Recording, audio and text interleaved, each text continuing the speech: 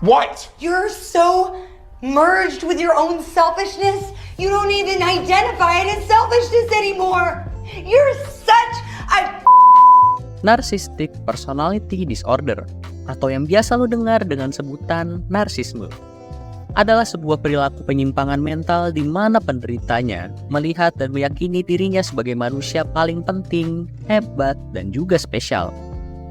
Orang narsis dikenal sebagai pemuja diri sendiri tingkat ekstrim, dengan berbagai sifat negatif seperti tidak memiliki rasa empati dan selalu haus pujian. Layaknya telur busuk yang merusak telur-telur baik di sekitarnya, orang-orang terdekat individu narsis akan selalu kena getahnya, khususnya orang-orang yang banyak berinteraksi dengan mereka. Mulai dari hubungan profesional dengan rekan kerja atau bawahan, hingga hubungan personal dengan pasangan. Berdasarkan artikel Daily Mail, hasil survei menemukan bahwa 60% orang tetap mempertahankan hubungan yang tidak sehat. Ada yang berpikir masih bisa merubah perilaku pasangannya, ada juga yang takut kehilangan muka di depan teman atau keluarga apabila putus. Dan setelah diusut lebih dalam lagi, ternyata orang-orang yang berada dalam hubungan tidak sehat ini kebanyakan memiliki pasangan yang menunjukkan perilaku-perilaku narsistik. Memang tidak mudah untuk tahu apakah pasangan kita adalah orang yang narsistik, apalagi saat hubungan kalian masih seumur jagung. Namun seiring berjalannya waktu, tanda-tanda perilaku narsis akan mulai bermunculan. Kalau memang pacar lu itu narsis, perlahan namun pasti sifat-sifat buruknya akan nampak. Sebagai catatan, untuk bisa benar-benar tahu 100% apakah pasangan lu itu narsistik atau tidak, hanya pakar kesehatan mental profesional yang bisa memberikan jawabannya. Tapi kalau lu punya kecurigaan atau sekedar penasaran, simak baik-baik yang berikut ini. Gerak-gerik pasangan narsistik. Perilaku seorang pasangan yang narsis cukup bervariasi untuk tiap individunya. Ada yang hanya menunjukkan 3 atau 4 tingkah laku narsis, ada juga yang sampai belasan bahkan puluhan. Nah, kali ini tim layar sempit telah mengumpulkan 4 perilaku yang paling sering dijumpai. Bisa dibilang, 4 ini adalah patokan paling mudah untuk membedakan mana pacar narsis dan mana yang bukan. Oh iya, ini bukan hanya berlaku untuk orang yang masih pacaran, tapi juga orang yang sudah menikah.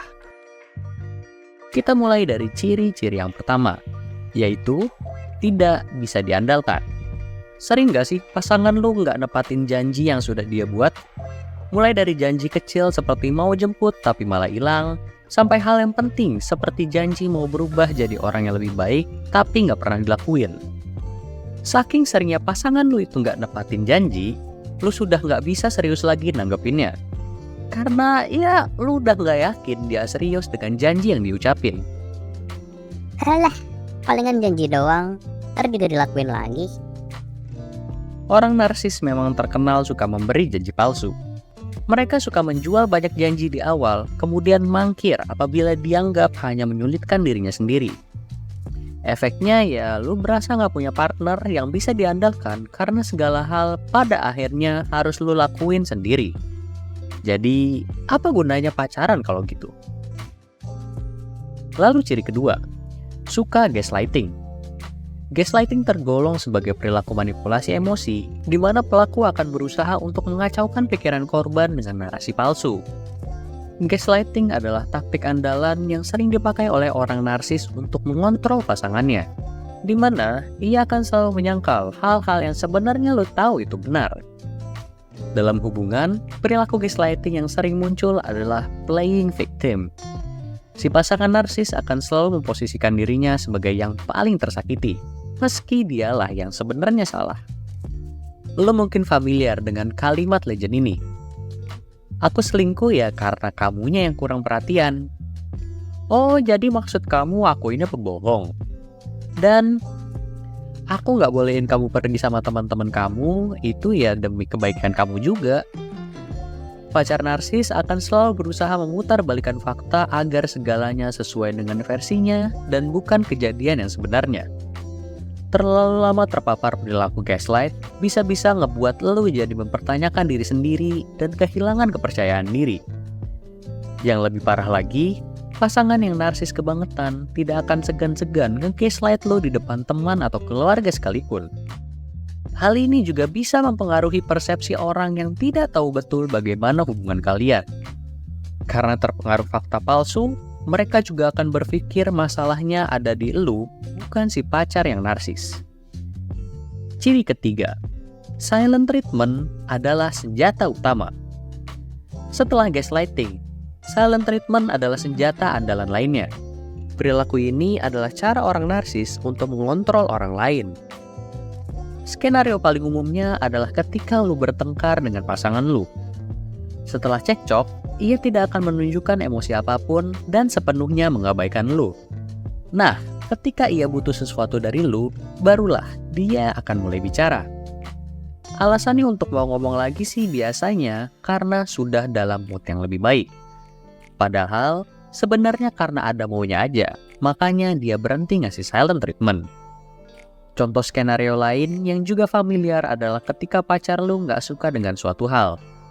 Biasanya sih karena lu meluangkan waktu untuk jalan sama temen atau me time. Orang narsis yang merasa seluruh dunia berpusat di dirinya akan merasa kesal karena dia nggak jadi prioritas lu. Padahal ia sah-sah aja lu punya kebebasan untuk melakukan hal yang lain. Ya kali 24 jam kali 7 hari lu harus fokus ke dia terus-menerus. Nggak ada angin, nggak ada hujan, tiba-tiba diem aja alias kambek. Pas ditanya jawabannya nggak apa-apa kok. Loh kok gitu? Dan yang terakhir, tiada detik tanpa kritik. Kritik dalam batas yang wajar adalah hal yang lumrah ketika pacaran ataupun menikah. Tapi, kalau lu sudah merasa semua aspek hidup lu dikritik sama pasangan, sudah waktunya untuk curiga kalau pasangan lu itu adalah orang yang narsis. Memang sudah menjadi tabiatnya orang narsis untuk suka mengkritik orang lain yang ia rasa kurang, apalagi menyangkut penampilan. Berat badan, pilihan baju, gaya rambut, gak ada yang lolos dari pengamatan orang narsis. Celakanya, perilaku suka menjelek-jelekan ini dilakukan baik secara belak-belakan di depan muka lu maupun secara diam-diam di belakang ketika lu gak ada. Dua-duanya sama-sama jelek sih. Satunya buat sakit hati, satunya lagi lu merasa insecure ketika ketemu sama teman-teman pasangan lu ini. Isi pikiran korban kritik pasangan narsis biasanya sih gini. Rasanya tuh kayak gue selalu ada aja yang salah di mata orang ini. Berada dalam hubungan dengan pasangan yang narsis hanya akan membuat kita capek sendiri. Kalau dibiarkan terus berjalan dalam jangka waktu yang cukup lama, yang ada malah bisa berdampak ke kesehatan mental lu. Cara melindungi diri paling efektif tentunya adalah memutuskan hubungan dengan pasangan lu yang narsis itu. Apalagi kalau pasangan lu itu keras kepala dan gak mau merubah perilakunya atau pasangan lu itu suka main fisik. Wah, ini udah red flag banget. Sebelum lu memutuskan untuk menyudahi hubungan, pastikan lu punya teman atau keluarga yang udah jadi tempat bersandar. Support system ini nantinya adalah kunci supaya lu bisa melewatkan fase-fase sulit saat baru putus. Tidak mudah untuk memutus hubungan dengan pasangan narsis karena ia akan selalu berusaha membuat seolah kita yang salah.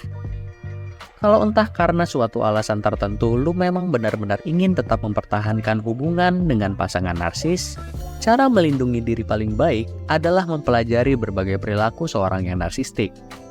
Tujuannya agar lu tidak terjebak dalam berbagai taktik yang ia gunakan. Kalau lu rasa pasangan lu ini masih narsis stadium awal alias nggak parah-parah amat, mungkin bisa dibicarakan baik-baik. Bila dia mau mendengar dan berubah, itu bagus. Tapi kalau dia malah menjadi defensif dan semakin narsis, mungkin memang jalannya untuk berpisah. Jika menurut lo konten ini bermanfaat, boleh di-share ke teman-teman lo yang sedang berada dalam hubungan yang tidak sehat. Jika lo punya argumen atau sudut pandang berbeda, ayo kita berdiskusi secara sehat di kolom komentar. Sampai bertemu kembali di episode selanjutnya.